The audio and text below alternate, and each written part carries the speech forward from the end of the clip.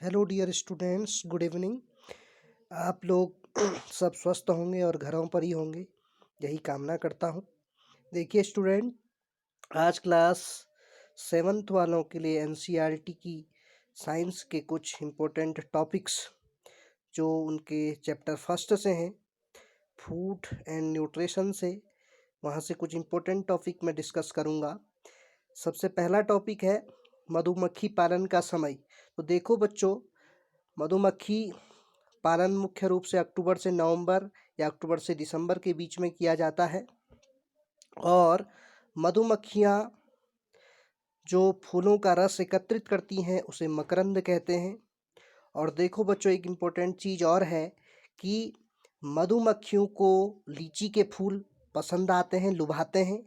और भारतवर्ष में लीची के फूल फरवरी के माह में खिलते हैं।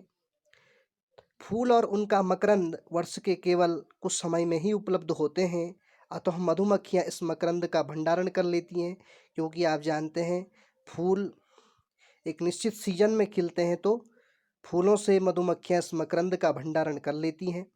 हमारे शरीर में कार्बोहाइड्रेट्स मंड और शर्करा के रूप में, मीन्स की स्टार्च और शुगर के रूप में होते हैं। कार्बोहाइड्रेट मुख्य रूप से जनरली देखो बच्चों, कार्बोहाइड्रेट्स वे सब्सटेंसेस होते हैं जिनमें carbon plus hydrogen plus oxygen, ये तीनों एलिमेंट होते हैं। इन्हीं के सहयोग से मिलकर कार्बोहाइड्रेट बनता है। कार्बोहाइड्रेट टेस्ट कैसे करते हैं? सबसे पहले यदि आपको किसी पदार्थ में कार्बोहाइड्रेट की उपस्थिति का पता करना है, तो सबसे पहले माना आपने कोई बीकर लिया या आप कोई टेस्ट ट्यूब ले सकते हैं, कोई परख नली भी आप ले सकते हैं। और उस परख नली में आपने सबसे पहले जिस खाद्य पदार्थ में आपने कार्बोहाइड्रेट की जांच करनी है, उस पदार्थ को आप मिला लेते हैं। उसके बाद 2 से 3 ड्रॉप आयोडीन सॉल्यूशन की आप उस सब्सटेंस में मिला लेते हैं। और यदि आयोडीन सॉल्यूशन मिला लेने पर इस सब्सटेंस का या इस सॉल्यूशन का रंग नीला और काला हो जाता है, तो इस विलयन में कार्बोहाइड्रेट उपस्थित होती है, या उस पदार्थ में जिस पदार्थ में आपने कार्बोहाइड्रेट की उपस्थिति की जांच की थी उसमें कार्बोहाइड्रेट उपस्थित होती है। इसी प्रकार हम प्रोटीन की टेस्ट करेंगे। सेम वही, यदि पदार्थ ठोस हो तो सबसे पहले बीकर में मिलाने से पहले आप उस पदार्थ का एक एक्वस सॉल्यूशन बना लें, जलीय विलयन बना लें। और फिर उस पदार्थ में आप सबसे पहले 10 बूंदें 10 ड्रॉप्स जल की डालें। जल की 10 ड्रॉप्स मिलाने के बाद आप 2 ड्रॉप्स कॉपर सल्फेट यानी कि CuSO4 की मिलाएं। और फिर 10 ड्रॉप्स NaOH। NaOH बच्चों सोडियम हाइड्रोक्साइड, या इसको हम कास्टिक सोडा भी कहते हैं। उसी प्रकार कई स्टूडेंट कंफ्यूज करते हैं KOH और NaOH में। KOH होता है पोटेशियम हाइड्रोक्साइड, इसको कास्टिक पोटास बोला जाता है क्योंकि इसमें पोटेशियम है। उसी प्रकार NaOH को हम कास्टिक सोडा बोलते हैं। आगे देखिए स्टूडेंट, यदि ये सब चीज़ें मिलाने पर आपके सॉल्यूशन का रंग बैंगनी हो जाता है, तो आपके भोज्य पदार्थ में या जिस सब्सटेंस में आप प्रोटीन की जांच कर रहे थे उसमें प्रोटीन उपलब्ध होती है। उसी प्रकार कार्बोहाइड्रेट और फैट्स को हम एनर्जी गिविंग फूड बोलते हैं। यह हमें ऊर्जा प्रदान करते हैं। कार्बोहाइड्रेट के कुछ मुख्य सोर्सेस हैं व्हीट, गेहूँ, पोटैटो, पपाया, वाटरमेलन, राइस। देखो बच्चों, कार्बोहाइड्रेट की एक विशेषता है कि जो भोज्य पदार्थ खाने में मीठे लगते हैं, जिनमें शुगर होती है, ग्लूकोज होता है, वो कार्बोहाइड्रेट होते हैं। उसी प्रकार फैट्स वसा, घी में, मिल्क में, चीज़ यानी कि पनीर में, मछली में और एग्स अंडे में प्रचुर मात्रा में होती है। देखो बच्चों, जिस प्रकार से आपने कार्बोहाइड्रेट और प्रोटीन की जांच की, उसी प्रकार से आप वसा की जांच भी कर सकते हैं। देखो बच्चों, जनरली वसा की जांच करने के लिए बहुत अच्छा सा तरीका है। यदि आपने किसी पदार्थ में वसा की जांच करनी है तो सबसे पहले उसको आप किसी कागज़ पर ले लें, और उस कागज़ पर लेने के बाद आप उस के गोले बना लें, और गोले बनाने के बाद यदि उस कागज़ पर तेलनुमा धब्बे या तेलीय धब्बे आ जाते हैं तो उस पदार्थ में वसा उपस्थित होती है। आगे देखते हैं, प्रोटीन को हम बॉडी बिल्डिंग फूड कहते हैं। यह हमारे शरीर वर्धक भोजन होते हैं और हमारी शरीर की ग्रोथ के लिए, वृद्धि के लिए, विकास के लिए और हमारे शरीर को स्वस्थ रखने के लिए, फिट एंड हेल्दी रखने के लिए प्रोटीन बहुत उत्तरदायी होता है।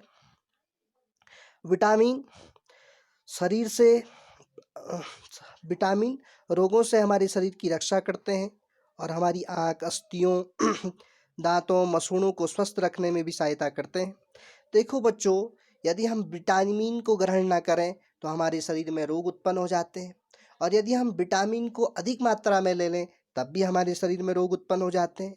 तो मुख्य रूप से विटामिन के प्रकार होते हैं A, B, C, D, E and K, और ये विटामिनों का सेट बी कॉम्प्लेक्स कहलाता है। देखो बच्चों, ए, बी, सी, डी, ई, के में वाटर विटामिन बी और सी वाटर सॉल्यूबल होते हैं, मीन्स कि जल में विलय होते हैं। उसी प्रकार vitamin A, D, E and के ये फैट सॉल्यूबल होते हैं, यानी कि वसा में विलय होते हैं। उसी प्रकार देखो बच्चों, जिस प्रकार मैं पहले भी कह चुका हूँ कि vitamin A, B, C, D, E and K का जो सेट है इसे विटामिन बी का कॉम्प्लेक्स बोला जाता है। आगे बात करते हैं, विटामिन ए के जो सोर्सेस हैं papaya, carrot, milk and fish, mango, पपीता में, गाजर में, दूध में प्रचुर मात्रा में पाया जाता है। थोड़ा सा यहाँ पे इम्पोर्टेंट डिस्कस कर लेते हैं स्टूडेंट। विटामिन ए की कमी से रेटिनॉल होता है, जिसे आप नाइट ब्लाइंडनेस भी कहते हैं, रात्रि अंधिता, यानी कि इसमें व्यक्ति को रात में चीज़ें स्पष्ट नहीं दिखाई देती हैं। उसी प्रकार से बच्चों, एक और रोग होता है जीरोप्थैल्मिया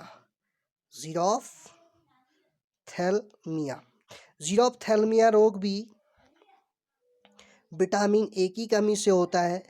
इस रोग में देखो बच्चों, जीरोप्थैल्मिया दो शब्दों से मिलकर बना है, जीरोप प्लस थैल्मिया, जिसमें जीरो का अर्थ होता है नॉन और थैल्मिया का अर्थ होता है टीयर्स, मीन्स की नो टीयर्स। जिस रोग में आंसू नहीं बनते हैं उस रोग को ही जीरोप्थैल्मिया बोलते हैं, और ये दोनों ही विटामिन ए की कमी से होते हैं। उसी प्रकार source of vitamin B, liver, यकृत, और देखो सबसे इम्पोर्टेंट है विटामिन सी, जो रोगों से लड़ने की क्षमता हमें प्रदान करता है और हमारे शरीर को स्ट्रॉन्ग बनाता है, हमारे इम्यूनिटी सिस्टम को भी स्ट्रॉन्ग बनाता है। जैसे देखो बच्चों, आजकल आपको चिकित्सक कोरोना जैसी महामारी से लड़ने के लिए लगातार आपको सुझाव दे रहे हैं कि आप अपने इम्यूनिटी सिस्टम को स्ट्रॉन्ग करें, विटामिन सी जैसे पदार्थों को लें, तो आप इसका रोल समझ चुके होंगे। आगे हम बात करते हैं सोर्सेस ऑफ आयरन की। आयरन के मुख्य स्रोत हैं स्पाइनिच पालक, गुड़, आंवला और बीटरूट, चुकंदर, तो ये मुख्य रूप से आयरन के सोर्स हैं। उसी प्रकार देखो बच्चों, कुछ रफेज रुक्षांश आहारी रेशे, जैसे हमारे गाजर में, पालक में, मूली में, सलाद वाले पदार्थों में जो पाया जाता है, और ये भी हमारे शरीर में इम्पोर्टेंट रोल अदा करते हैं। इन पदार्थों को लेने से हमारे शरीर में कब्ज नहीं होती है, और जो इनडाइजेस्टिव फूड होता है उसको पचाने में सहायता करते हैं, जैसे दालें, आलू, ताज़े फल और सब्जियां। तो स्टूडेंट, आज हम इतना ही डिस्कस करेंगे, इससे आगे कल डिस्कस करेंगे। Thank you very much.